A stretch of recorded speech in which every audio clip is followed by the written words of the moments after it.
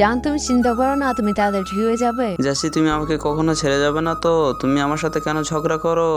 Sorry জান, আমার ভুল হয়ে গেছে, আর কখনো ঝগড়া করবো না। আমিও তোমাকে অনেক ভালোবাসি। তুমি প্রেগনেন্টের জন্য আমার মাথা সবসময় গরম থাকে। জান আমি তোমার সাথে পার্টিতে যেতে চাই। না জেসি, তুমি প্রেগনেন্ট, তোমার ঘরে থাকতে হবে, তুমি বাইরে যেতে পারবে না। জান আর কিছুদিনের মধ্যেই তো আমাদের সন্তান দুনিয়া আসবে।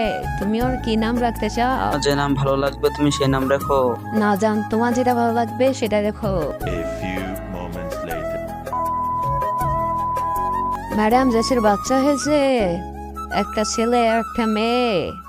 ও মাই গড, এখন কি হবে? ডাক্তার আমাকে একটা কাজ করে দিতে হবে। ওর বাচ্চা দুইটা ওখান থেকে সরিয়ে দাও, আমি তোমাকে 1 লাখ টাকা দিব। আর একটু পর তোমাদের ছোট্ট একটা ভাই আসবে, প্রতিদিন তার সাথে খেলা করবা, ঠিক আছে? এখন তোমরা যাও। আরে আরে বস, আপনার দুইটা সন্তানকে পাওয়া যাচ্ছে না। তার আগে তোমাদের মা যদি এখনো দুনিয়ায় বেঁচে থাকে তাহলে একটা লাইক একটা সাবস্ক্রাইব করে যাও। আর পার্ট 2 দেখতে চাইলে কমেন্টসে লিখে যাও।